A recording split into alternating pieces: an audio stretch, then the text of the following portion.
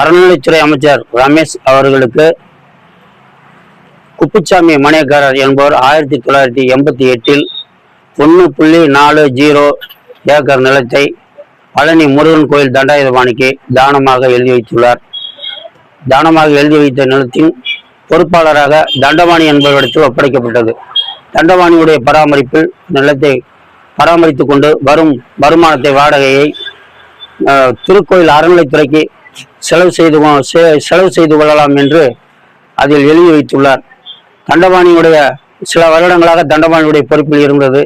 தண்டபாணியுடைய வாரிசாக திருப்புகழ் முருகதாஸ் என்பவர் இருவரும் அதை பொறுப்பாக கவனித்துக் கொண்டு வாடகைக்காக தொடர் லீஸ்க்கு விட்டு பராமரித்து கொண்டு உள்ளார்.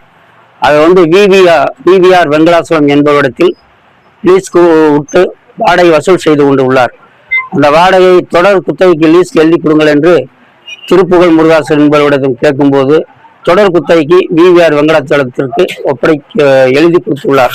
அந்த விவிஆர் வெங்கடாச்சலம் என்பவர் தொடர் குத்தகை பெற்றுக்கொண்ட பின்பு இதை நமக்கே இது உரிய நிலமாக்க வேண்டும் என்பது சிவில் கோர்ட்டில் ஒரு கேஸ் தொடுத்துள்ளார். இந்த நிலம் எனக்கு சொந்தமானது என்று உரிமை கோர ஆரம்பித்தார்.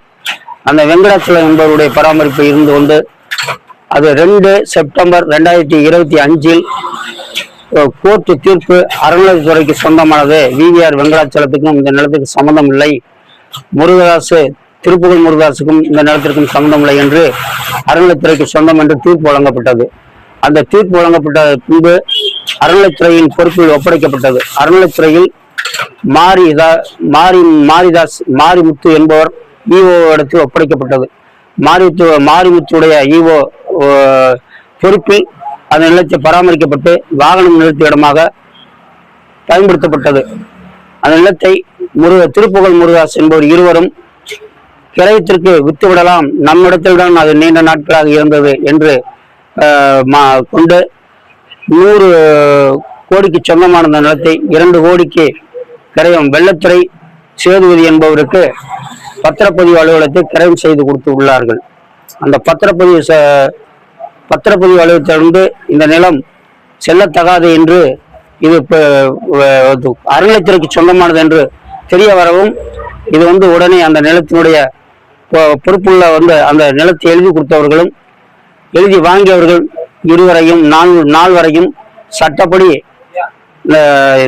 அரசு சட்டப்படி அவர்களுக்கு கோர்ட் நடவடிக்கை அரசு நடவடிக்கை எடுக்க வேண்டும் என்றும் அந்த எழுதி கொடுத்த நிலத்தை அறநிலையத்துறைக்கு சொந்தமாக்க வேண்டும் என்று கேட்டுக்கொள்கின்றேன்.